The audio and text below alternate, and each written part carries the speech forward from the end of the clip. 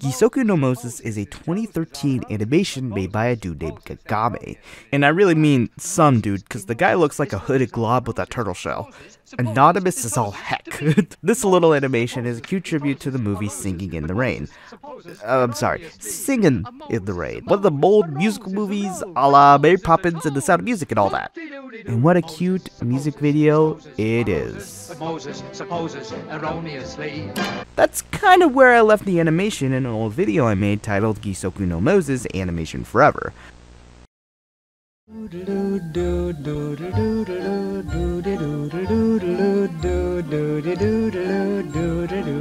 the time I made that video, I had not watched the 1952 classic Singing in the Rain. I believe I watched 2 clips of it, one of the actual Moses Supposes and one of the actual music numbers Singing in the Rain. And even then it was just a little bit of it for the clip for the video. And then I got a reference elsewhere. In the 2005 film Robots, where Fender, played by the late Robin Williams, singing in the oil. So yeah, kind of sparse with the information of Singing in the Rain. But I liked the video, and whether or not I knew the references in the background, or even how sentimental the tribute really is, the animation still holds up without that information. So I continued forward with other projects. That was until a couple of comments under my video made a good amount of hoopla, wanting me to watch the actual movie, claiming since I didn't watch the movie that the video was incomplete. I kind of been ignoring that call for action for a while. I didn't even think I could create a follow-up of this video, but since this video has gotten a good amount of attention, with comments that were still like kind of flooding in after a while, in fact it was a comment that actually inspired this video, I thought it's about damn time, let's review again Gisoku no Moses, or prosthetic Moses, which is like the direct translation from Google Translate. Prosthetic leg Moses. Artificial Moses. Fake feet Moses. Oh, that's gross. Ghost tapping Moses. Possession tapping Moses. Phantom tapping Moses. Gisoku no Moses.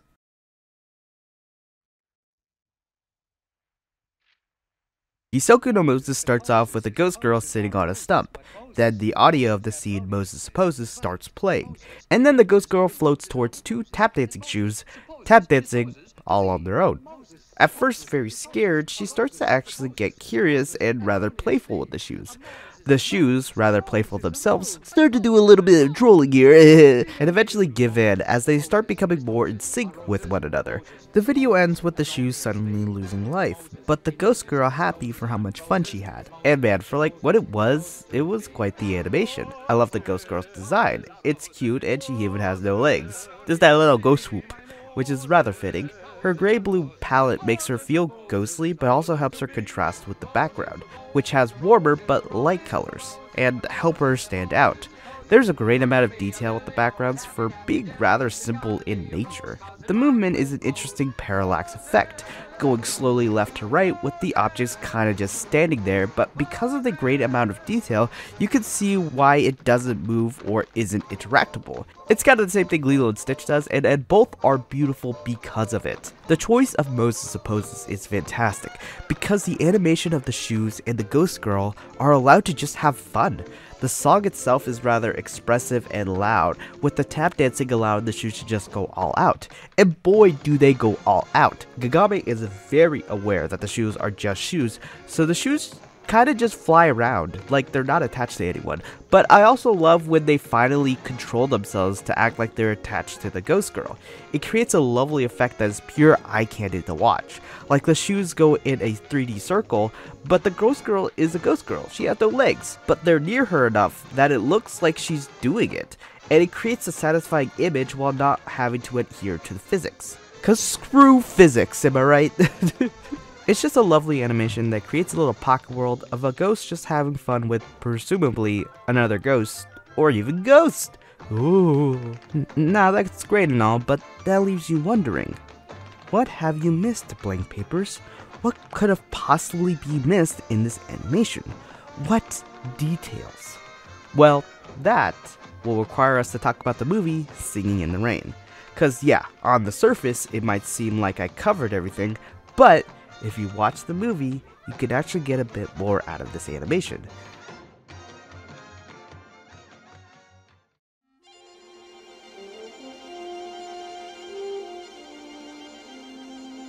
Singing in the Rain is a musical directed by late director, choreographer, actor, and tap dancer Gene Kelly, and director and choreographer Stanley Donen. I think it said that right. The movie depicts Hollywood in the 1920s. We see silent film star Don Lockwood, currently at the top of his game, when suddenly he meets a young woman named Kathy Selden. Due to unfortunate mishaps, she gets fired and leaves a bit of a bad impression on Don's co-star and essentially main antagonist, Lena Lamone. Later, the introduction of audio in movies leaves silent actors quite in a pickle, with the transition being less than stellar. To save his career, Don, with the help of Kathy and his lifelong buddy Cosmo Brown, get the idea of making the movie a musical, saving them the embarrassment that was his preview. The movie is good, to say the least. It's charming for how old it is, and it does have some fantastic music and dance numbers. Cosmo Brown, specifically, played by the late Donald O'Connor, always got a laugh out of me. He knows he's the joke, and he plays a rather goofy yet super fun personality. He and Gene Kelly play mischievous characters on their own, and are gods of chaos together. I can't say I was in love, for the lack of a better term, with the romance with Don and Kathy's relationship, but Kathy Selden, played by the late Debbie Reynolds, had a beautiful voice in this picture, and had charisma of her own that helped her with the other two, and even a few times when she is cheerful and supportive of Don in the movie. But I will say, while they played around it, Don's moves towards her were rather, uncomfortable, even if he did get his comeuppance. He does get a bit more respectful after the time skip during their space from one another, and while a bit fast, was a convincing enough scenario where they fell in love. I will say, however, for another point, sometimes the movie drags on with its ideas a bit too long. More specifically, where there are musical/dance numbers that will go on for a bit too long. Especially during the one part where Don is supposedly trying to tell his boss RF of how he imagined the transition of the movie from modern day to the classical setting of the initial movie. But the dang thing goes on for, I swear, like 10 minutes before returning back to the actual movie. Now, I don't think the dancing is bad. I actually love the dancing. Every time they get into a dancing scene, the movie tries to take full effect that this is a dancing scene. So the dancers will go all out and dance like their heart needs to constantly move. And boy, the dances are so elaborate and expressive, and as over the top as can be in the best way possible. But I have to admit, when the scenes drag on, they drag on. The future transition idea, for instance, is again super long, and by the time it was done, I got mental whiplash like no other. I was in Loki and Ragnarok. I have been falling for 30 minutes! But let's get back to the positives. I have to say, I love some of the music, especially the more iconic songs. So yeah, like Singing in the Rain and the one in question, Moses Supposes. But one I didn't know was from here was Good Morning. It's a beautifully addicting tune and got a welcome surprise, to say the least. Make 'Em Laugh was a surprisingly good one too, and Gotta Dance as well. What's interesting though is that most of the time the dancing would take over while the instrumental played. And while I said sometimes that the dance numbers can drag on, I don't mind this aspect when they don't drag on. Not only because the dancing is great on its own, but actually, yeah, the exact thing. The dancing plays really well into the instrumental, and while the instrumental is also rather beautiful within itself. It's really the singing that takes the backstage, and while I love everybody singing, and it is called Singing in the Rain, the musical numbers were really more so transitions to the main course you didn't know you wanted, but ended up needing. All in all, this movie was just all around fun. The dancing is bombastic, the music is iconic, and the energy of the movie is pure fun. But yeah, let's get into why I needed to watch Singing in the Rain to really understand Gisoku no Moses. Yeah. Starting with number 1, the setting. The background is composed of a store next to what seems like an apartment complex, right next to a brick wall, seemingly giving a street vibe, then transitions into a marble or stone stairway with natural plants and some archways. Then it continues to a brick wall with what seems to be a doorway with no door, as well as a big fan and studio lights, scaffolding, a dummy sitting on a couch, a poster of the movie Singing in the Rain, a desk, and a piano. If you didn't know, They're all references. The tree is rather a reference to the location of Singing in the Rain in the musical number. While being next to or in a studio is a bit jarring, the idea is probably just to reference it more than anything else. Or it could be a callback to the Broadway/Gotta Dance segment, but I feel like that's kind of stretching. I have another hunch, but we'll get back to that. Moving on to the archway, as well as other parts of reference, are references to it being mostly about making movies. The archway and the stone stairs area are a reference to the main movie in the movie, The Dueling Cavalier, and everything else is typical film equipment. The fan and lights were used during Dawn and Kathy's musical number, You Were Meant For Me. Finally, the couch and dummy and piano were in Make 'Em Laugh. That excludes the hanger with the raincoats and hats, however, referencing Good Morning, and the very end with the desk, referencing the location of Dawn's vocal coaching lessons, aka the location of, well, Moses Supposes. P.S. I'm aware the track is just called Moses, but calling it Moses Supposes is more fun. And that is all I missed. I overthink things, though. If you notice, there are a couple references to Singing in the Rain, but not the movie necessarily, at least the movie in our actual world. But the world of our movie, the movie Singing in the Rain, actually exists.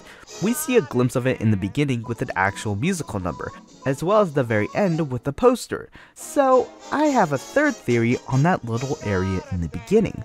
What if the whole set was actually the set of Singing in the Rain? The movie in the movie. Maybe that's the whole meta-narrative where Dawn and the gang make a movie literally word for word of the events of what conspired, making an endless loop that never ends. Or maybe an autobiography/inspired piece based on his life, and made a set with all of that in mind. It's an interesting thought experiment that really makes me think, and definitely adds some depth to this little animation for what it's worth. Which leads me to number 2, the trolling. Let's get into the tap dancing shoes. There are two ideas of who could be possessing those tap dancing shoes. It could be purely Don Lockwood/Gene Kelly, or both him and Cosmo Brown/Donald O'Connor. Don is a charming/charismatic character within himself. He could definitely be the very one that could be controlling the shoes alone. But let's be real, since it's Moses Supposes, it has to include Cosmo, and Cosmo is especially more wacky and comical, no doubt. But as the duo, they're perfectly in sync, especially when essentially being clowns. Their juvenile personality was there from the beginning and was carried all the way to the very end of the film. I mean, it's fair to assume that just by purely watching Moses Supposes, I could easily assume that. But the whole movie heavily emphasized the idea of them being even more of pranksters than even the scene led on. But hey, let's bring back that old idea of the setting being a set for the movie within the movie. This easily implies the entirety of Moses Supposes has the spirits of Dawn and Cosmo still being within the studio and making fun while in their spiritual state. At the end of the day, it was really them that went up to RF and explained how they're gonna change the Dueling Cavalier to the Dancing Cavalier. It was them that led through the entirety of the new direction of the movie, and maybe even then, they'd be leading to the next movie on their list, Singing in the Rain. Hence them possessing their old studio. That, or they're just the actors/people who worked on the set, and they just really love that set. That too, I guess. I mean, Dawn and I think even Cosmo's ghost appeared during the credits. Speaking of Dawn, though,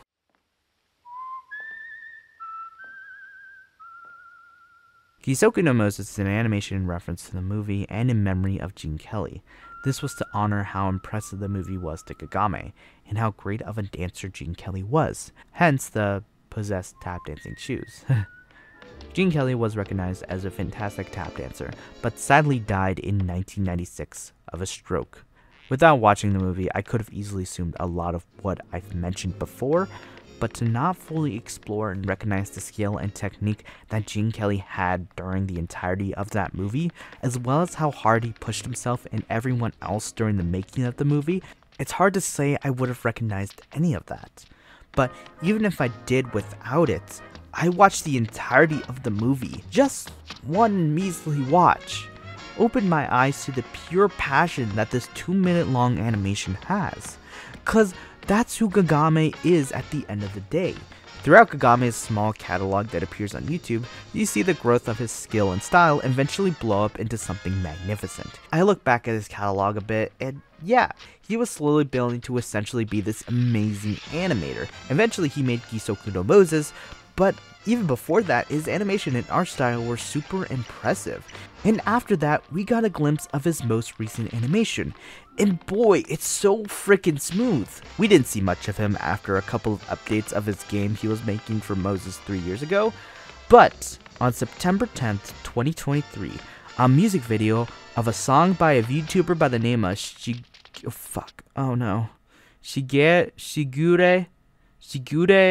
Yui. Shigure Yuri. Okay, I'm just gonna use that. Anyways, she came out with this music video, and if you want to know how popular it is, to this day, it has 83 million views.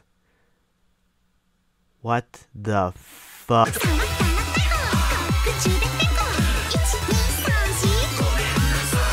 And guess who made the art/animation? Our boy, the one and only, Gagame. Special shout out to Decalabia for shouting this out in my comment section for my animation review of it.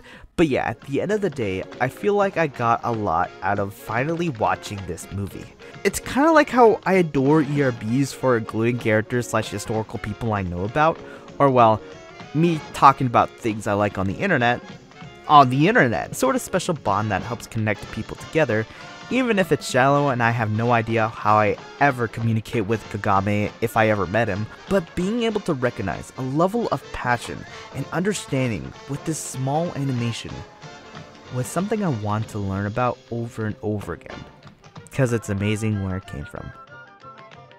Shout out to Gagame. His Twitter, where he's most active, I believe, and his YouTube channel are in the description. As of now, Singing in the Rain is on Max, so if you have subscriptions, I give that a watch. It's something special. And yeah, until next time, guys, I'm Plague Papers, and I'll see you guys another time of another day. Take care.